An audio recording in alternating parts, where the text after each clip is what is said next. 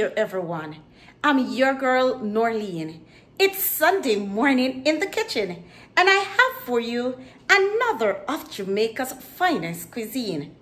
Come along with me in the kitchen while I take you on another of Jamaica's finest cooking experience. All right, family and friends, today I will be sharing with you gungo soup done Jamaican style. Now for this soup, I will be using 750 grams of beef, 500 grams of chicken feet, and 650 grams of pigeon or gungo peas.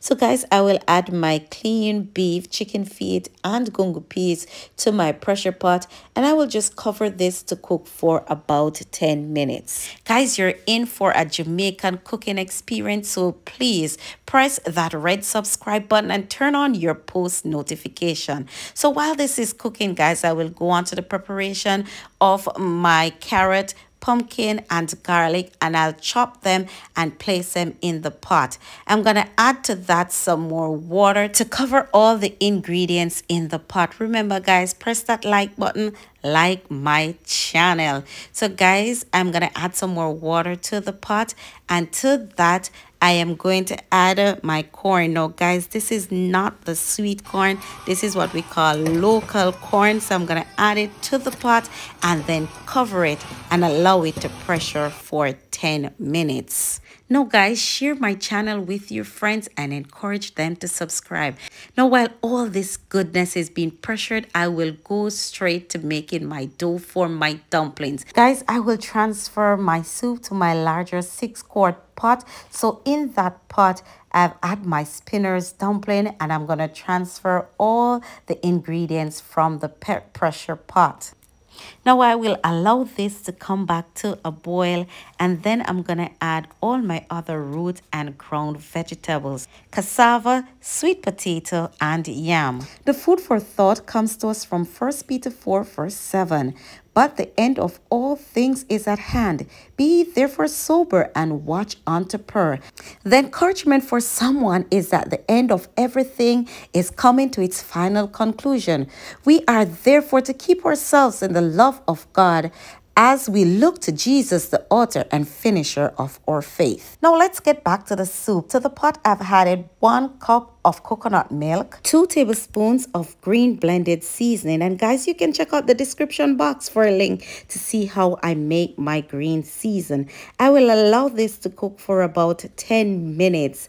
Now after 10 minutes, guys, I am just ready to go nice up the soup. Guys, to that I will add a pack of pumpkin noodle soup mix. Now guys, if you're outside the Caribbean, you can again go to the description box and you'll see a link how you can purchase Jamaican chicken noodle online. I'm gonna stir this in, guys, and remember, stir your noodle because it will settle to the bottom and burn your soup, and you do not want that. Next, I will add 3 tablespoons of this one ram goat soup, people.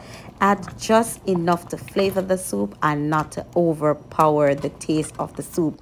Allow this to cook for about 3 minutes. And remember, people, if you're not subscribed yet, go on and subscribe now. I will add to that my powdered season. Remember, guys, your powdered season is for flavor, so the amount you use is really up to you. I've used about a teaspoon of steak season, some garlic salt, and some Creole seasoning. Guys, stir that in, and then I will add my thyme and Scotch bonnet pepper, about 8 crushed allspice seeds, and I'm lowering my flame and just allow all this flavor to cook into my soup. People, this is Jamaican gungo soup at its best. But no sound to enjoy the time in the kitchen with me. So guys, why not go ahead, subscribe to my channel, share this channel with your friends, and encourage them to subscribe. People, I'm gonna add in my butter, 2 tablespoons of butter, about half a teaspoon of dried parsley, and some black pepper. And guys, stir this in, turn off the flame, and just allow the different flavors to combine in your soup. People, this is what we Jamaican people call gungo soup, and we often serve this around Easter time or during Christmas. Go ahead and share your thoughts about this video in the comments section below. It's once again another of my mother's favorite from my pot onto my daughter's table. Thank you for coming along with me on my Jamaican cooking experience.